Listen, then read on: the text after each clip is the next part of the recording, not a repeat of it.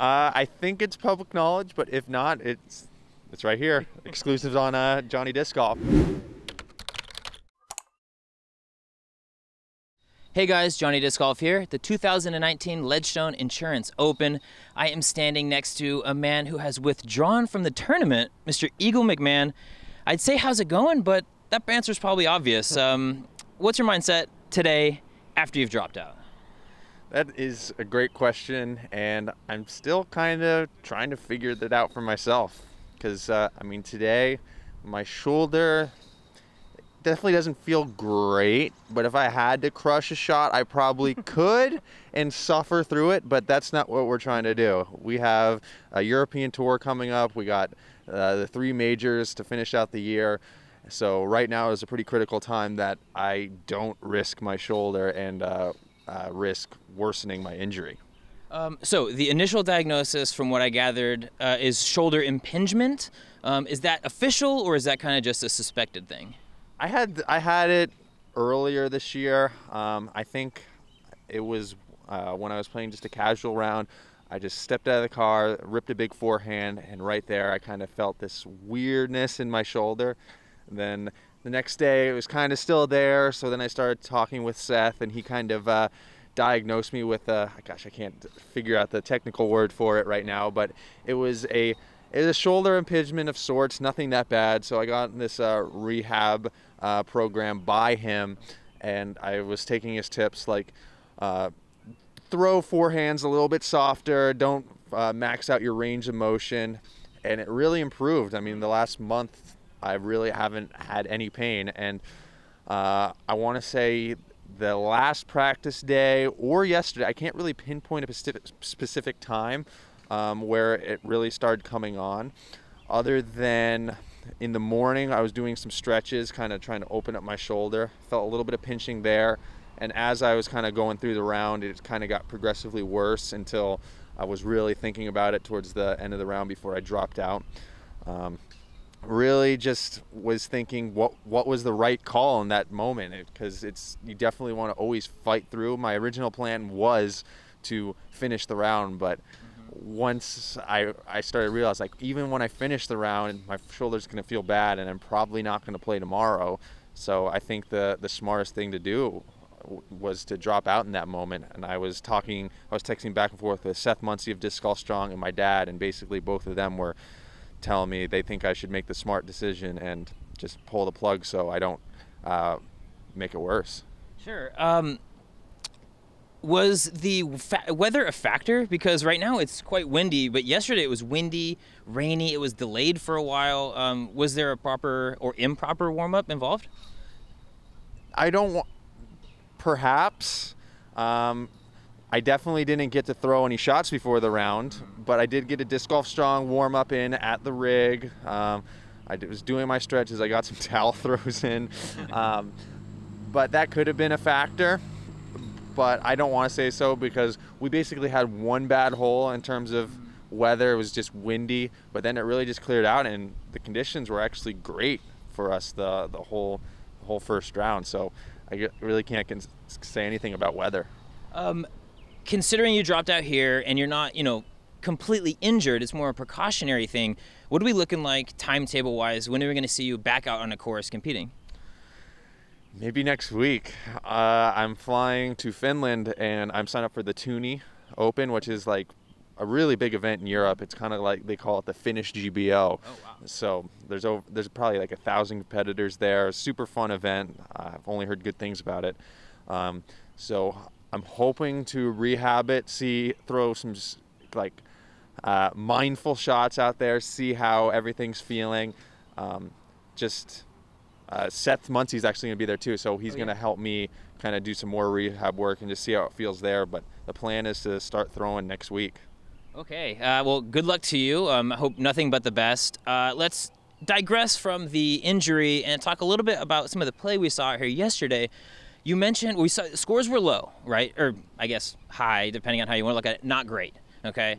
The weather was an issue early, but you said that it kind of calmed down towards the end of the day. What do you think, drove those scores to be not as high as maybe we've seen in years past? There was kind of uncomfortable feeling out there, and I think everyone was a little bit rattled by the rain. With the lightning delays, I think that's really easy to kind of just put you in this weird mindset going on the course. You're like thinking, okay, the round might get canceled. What am I going to do? And I think there's just a lot of thoughts going through all the players' heads. And the ground's wet, tee pads are a little bit slick.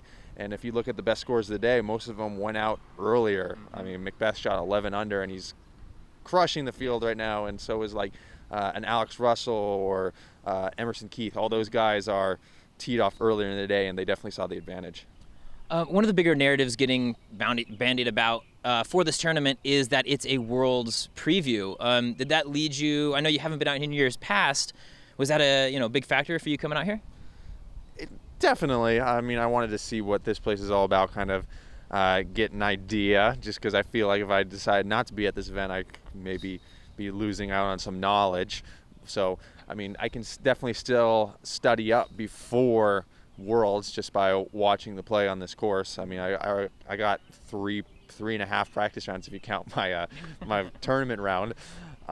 So hopefully that knowledge deems useful in August. Yeah, speaking of August, we're going to be out here at Eureka Temp and also at Northwoods. Have you seen that course at all, or have you watched footage, anything like that? I played it back in 2015, but that was a completely different course from what I hear. I think they redesigned it almost every hole, I think. So I know Paul is saying one of the holes out there is one of the best holes he's seen in disc golf. So I'm excited to see what it's all about. It sounds pretty awesome. Yeah, definitely like a woods complement to this course. I got out there and played a couple days before the tournament started, and I'm super excited for Worlds to be there. Hole 12 is that par 5 in the woods that Paul Macbeth was so hyped about. Let's move on to you on a more of a personal, professional side. You've got a disc that's coming out soon, right? You want to tell me and the people about that? Sure. I think it's public knowledge, but if not, it's right here. Exclusives on Johnny Disc Golf. The Cloudbreaker is going to be releasing July 3rd, and before that, before the previous release was at Christmas in the mystery boxes. There's only 1,000 released, and it's been a long time coming, but we're finally have a release date set in stone. The discs are at the warehouse. We had this kind of we released 100 here at Ledgestone at the Fly Mart, and it was crazy. They sold out in 15 minutes. So I think they're going to be pretty hot once they hit the Discmania store. So if you want one, make sure you're on your phone, on the website, July 3rd, to make sure you grab one. Beautiful. So we have seen the DD3s come out in S-Line plastic. What is the difference between that and an official Cloudbreaker? It's Swirly S-Line. Which is the best plastic ever, just so you guys know. How's the Iron Samurai doing? That's your other most recent disc. Have people been liking it? I haven't actually had a chance to throw it myself, but I've seen you. I feel like you have a couple in the bag, right? Yeah, I've been throwing them. They've been pretty good. They're straight to slightly overstable, so it's a good consistent mid-range, what you'd probably want to grab for most of your wooded shots or just mid-range shots in general. They sold out, and I'm always getting messages by a bunch of people saying that they really like them, and I'll agree with them. They're a really solid release of MD3. Nice. So Europe coming up in a month, or for a month in about a few days. I want to backtrack a bit though. The last few stops in Oregon, you've been right there competing at the top. One went your way, one didn't go your way. But regardless, it's been like an action-packed month for you up in Oregon. How's your mindset? How's your mental game after two very chaotic events for you? I want to say it's pretty good. Winning BSF has honestly just felt great. There's been this kind of giddiness in the air afterwards. It's just like, okay, this is pretty awesome. Yeah. It's kind of lightens the mood a little bit, takes a little bit of the pressure off, but also is good motivation going forward. Just that the fact that you proved yourself, and then you can find yourself in that position again and be that much more confident to capitalize on it. So it's been great. And Portland Open was brutal, but looking back on it, it was definitely something that pushed me and made me work harder.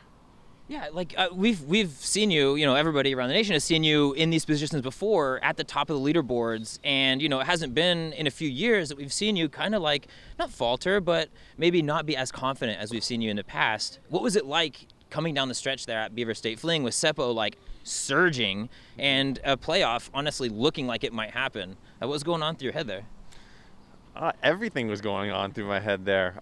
It was very tense. For sure. There was a lot of emotions between me and Seppo, but it came down to the wire, and luckily I felt like I made a more veteran move, and I was able to get the win. And Seppo, just the way he was playing, there's no doubt that he's going to be at the top sooner or later because his skill is 100% there.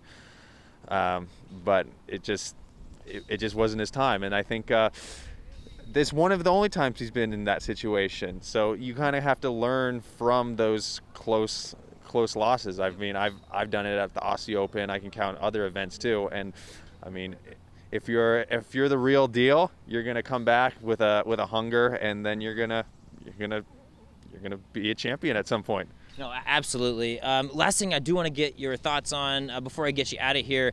One of the coolest storylines I see in all of disc golf is you and your dad at tournaments. Mr. Pat McMahon from Boulder, Colorado has been with you for at least the last few years that I've been on tour. We saw a really funny GIF in part of that Central Coast video where his head was in his hands. He's kind of losing it a bit. What's it like having your dad by your side at all these big time moments?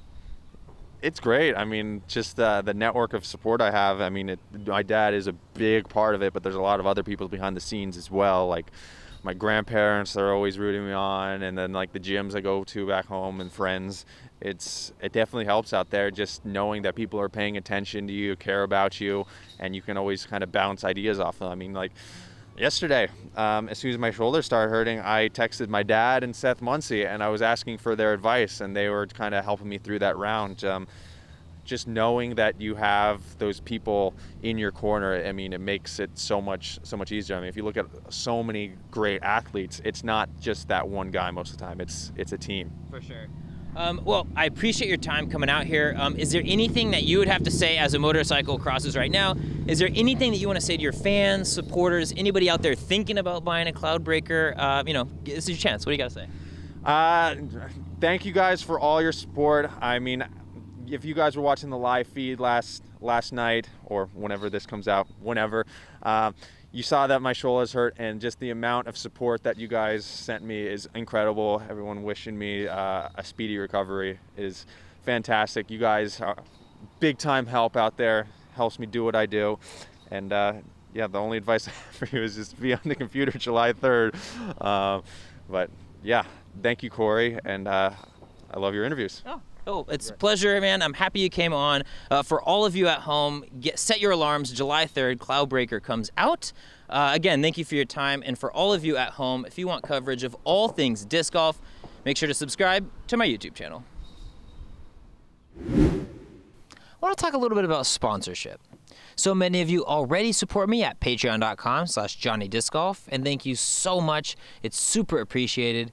But I have a few spots available in upcoming tournaments for content sponsorship. If you or anyone you know might be interested in something like that, please shoot me an email at johnnydiscgolfmedia@gmail.com. Thanks.